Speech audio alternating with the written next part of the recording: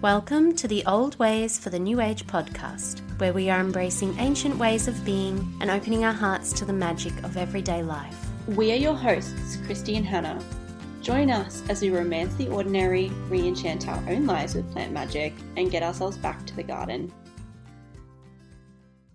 Before we get into the podcast, we would like to acknowledge the traditional custodians of the unceded land on which we live, work and record, the Wandjeribarra people. We wish to honour their elders past, present and emerging, and recognise their continued connection to the land, sea and community.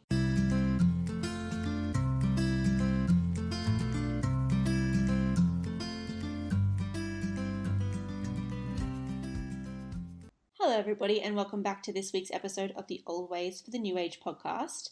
This is Hannah and I'm here to talk to you about a fantastic herb called mugwort this week, which I'm sure a few of you are familiar with.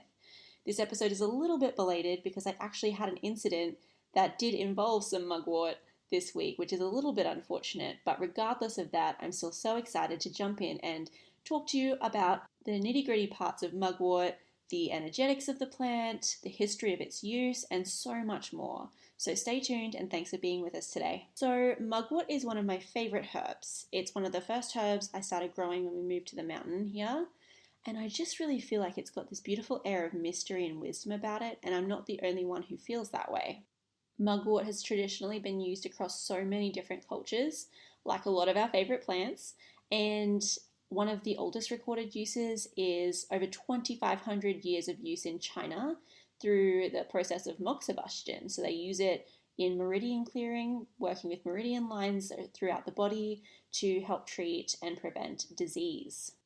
And moxa does involve burning parts of the mugwort plant over certain energy points in the body.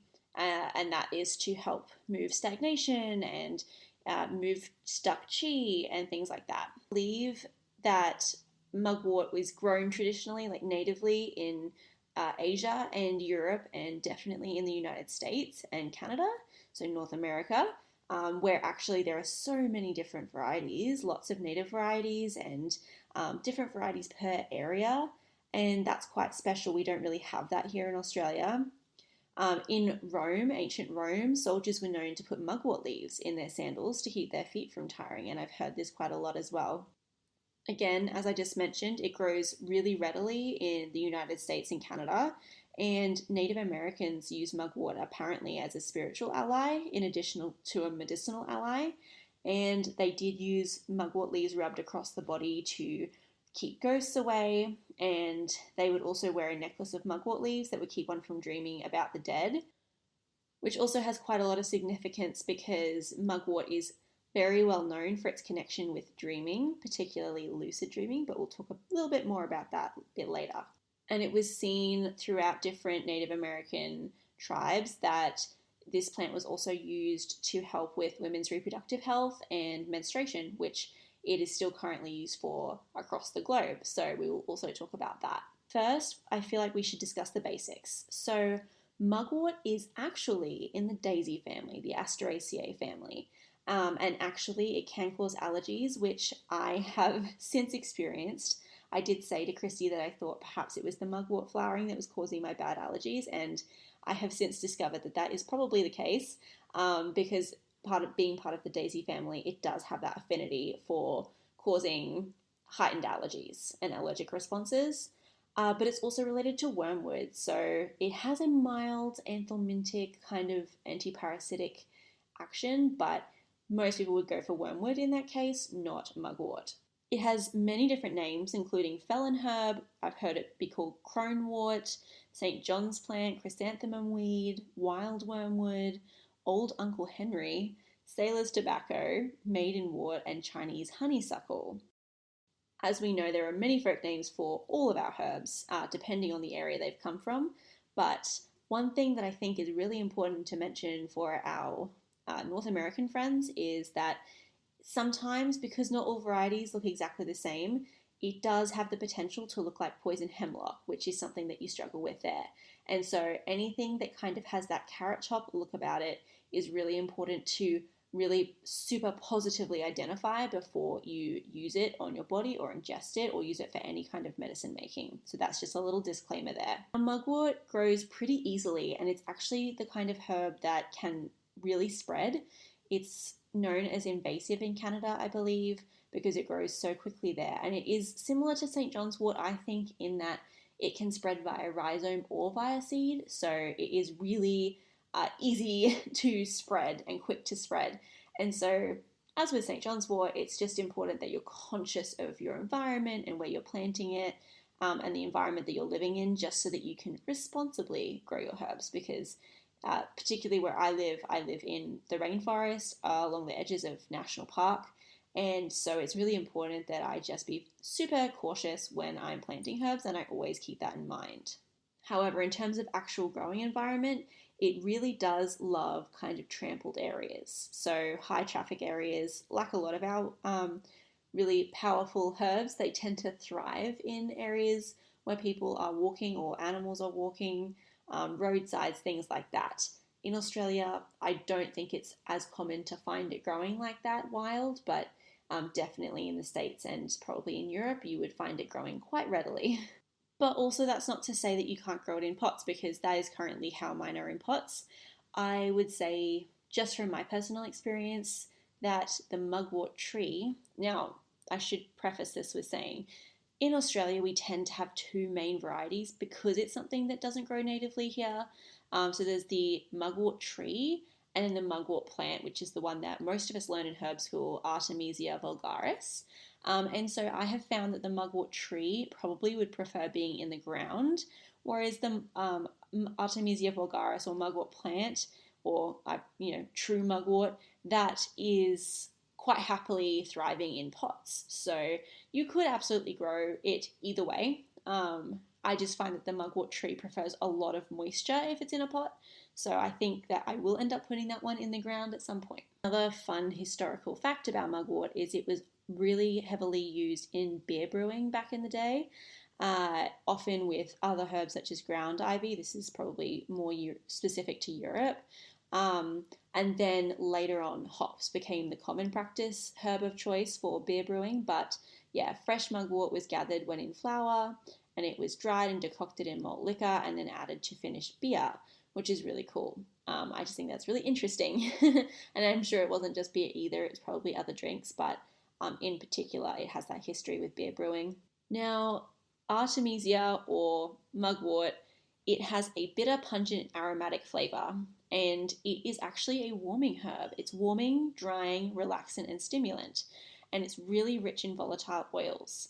It has affinities for the digestive system, the gallbladder, the liver, the nervous system, and as you mentioned, the female reproductive system. The herbal actions that you might expect when using mugwort is bitter tonic, carminative, cholagogue or choleretic, nervine sedative, nervine stimulant, a menagogue, which is a big one, mild uterine antispasmodic, and a mild anthelmintic, as I did mention earlier too. And in terms of using it for things like the nervous system, I love the way that Saja Popham from Evolutionary Herbalism talks about it. Is he's explaining that even though we're calling it a stimulant herb, it's not a stimulant in the way that caffeine is going to keep you awake, kind of a stimulant, or give you a buzz. It's a stimulant in that it's going to bring blood flow back to a stagnant area and reinvigorate it, which is exactly what mugwort will do. Mugwort is what we would consider a driver herb or driving herb, which is really where it helps to drive other remedies deeper into the blood, into the body, by increasing circulation and enhancing penetration to the tissue. And that is just incredible. I love that. And along this same thought process, it's fantastic also for the everyday bumps and bruises. So yeah, literally sore muscles, bruising, anything where it needs to be kind of warmed up and blood flow brought to the area to help, move an injury through the body. I think it would be fantastic. And actually, Cami McBride used to be a massage therapist for many years. That's how she got on to making her herbal oils. And she said that a lot of people would choose a mixture intuitively of mugwort, St. John's wort, and lavender. And it was super fantastic for just releasing tension, warming up the muscles, relaxing the muscles, and that's where the relaxant effect comes in. Just a really beautiful herb for body work. And supporting circulation can be one of the mechanisms of action of how it actually contributes to supporting menstrual health and reproductive health in women, because it can actually bring blood flow to an area if there's sluggishness and stagnation, and help to produce a healthier period, healthier bleed, which I think is beautiful. In terms of women's hormones, it also helps to, as we spoke to, support the liver and gallbladder. And so that is something, one of the first things we'll do when looking at supporting someone's hormones, trying to get their cycle back on track, reduce symptoms of cramping and sore boobs and things like that, is helping to clear excess or improperly synthesized hormones through the liver.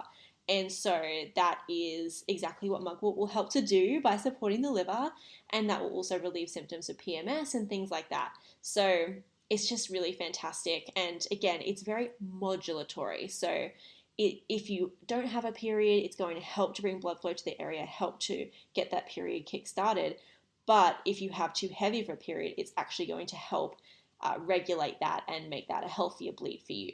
So it's really great either way. And also I was reading that it can support with decreasing androgen production if you are a high androgen person, also by supporting the liver. So I think that that's just really incredible and really effective. And it's a herbal way, a different herbal way of doing that, instead of going for our standard liver herbs with, for example, like globe artichoke or St. Mary's thistle.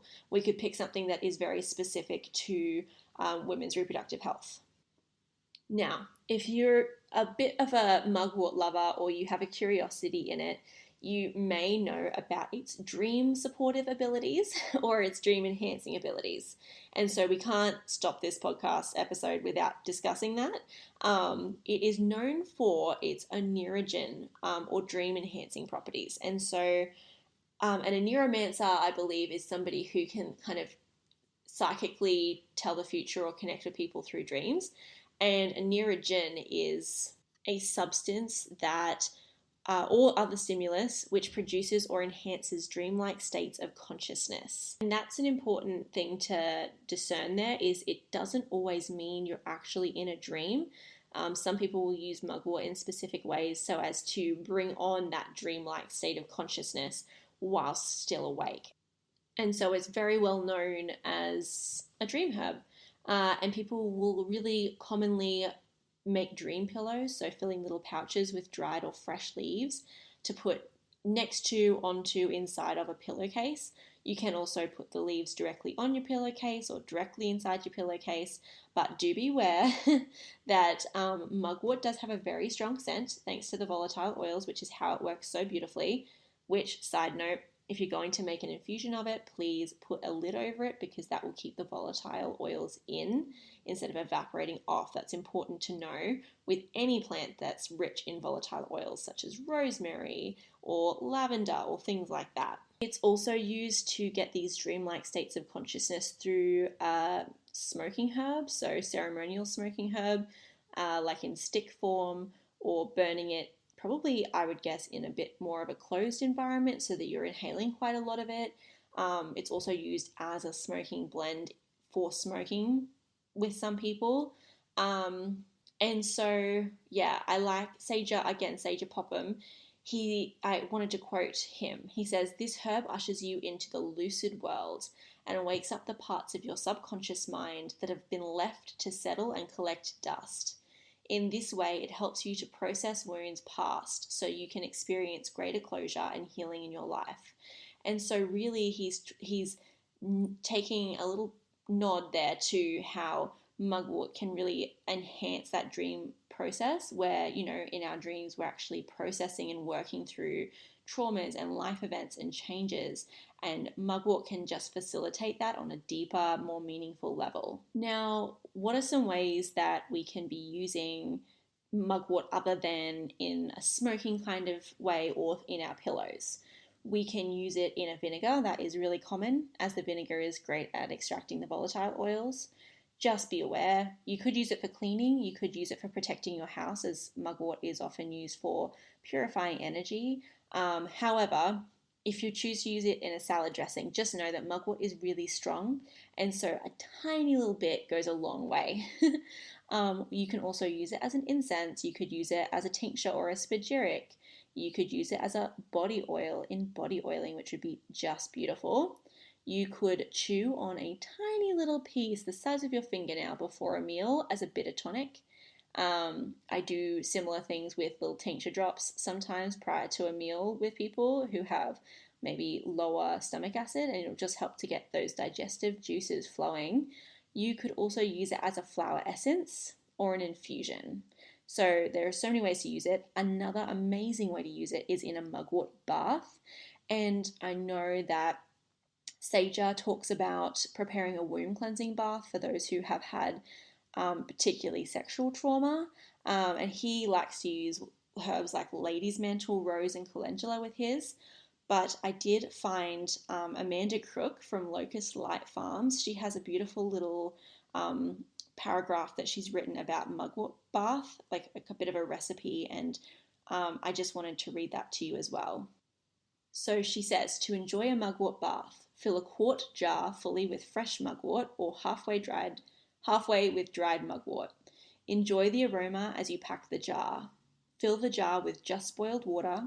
Cover and steep for 15 minutes to 1 hour. When the mugwort has steeped, draw your bath. Add any salts, light some candles. Leave your phone in another room. Strain the mugwort before you get into the bath. Or don't. It depends on how messy you want to get. That's from me. I like to get in the bath and pour the infusion over my head, imagining it baptizing me into my next phase of being. Thank the mugwort for her divine beauty. Allow yourself to feel the lunar energy rise within you. Rest in your own intuition as you claim your power, your own right to be for yourself. Enjoy your bath, enjoy the candles, and when you are alone, leave anything that's no longer serving you in the bath water. Let it flow down the drain to be recycled by the earth. I just think that that is so beautiful, and I will absolutely be doing a mugwort bath as soon as possible because that just seems like such a beautiful process. Regardless of whether you're doing it for a trauma-based reason or not, I think that just somewhere I read that mugwort is like the grandmother you always wanted, and I think that she seems to be very open-hearted, open-minded, open-handed, and willing to connect with a wide range of people. And so that makes it a really beautiful herb to begin working with it, like specifically in like a plant spirit medicine kind of way. And so yeah, anyone can do this. It's easy to grow. It's easy to get a hold of. And you can have these experiences, be it in a full bathtub or in a foot bath. And also that leads on to the last couple of things I wanted to touch on with mugwort. And one of those things is its planetary affinities. So there's a bit of contention around this because it was mostly known for a while there as a lunar herb, and I still feel like it has an affinity with the moon also, particularly because it's called Artemisia and it's got a connection with the goddess Artemis, who is the goddess of the hunt and of the moon. And so I definitely think it has a lunar energy to it, and when you actually look at a lot of them, they have like a silvery underside, like a fluffy, soft, velvety, silvery underside. And I really do think that it has that connection, that lunar affinity. However, it really also strongly has a connection with Venus, and most people now consider it, and originally in Culpeper days considered it a Venusian herb. So it has that connection with women's reproductive system, and it has just a lot of connection with Venus, particularly also it's ruled by air. Venus is also air. So I do think it is predominantly a Venus herb, Venus-ruled herb. The other thing I wanted to talk about was its connection with the feminine.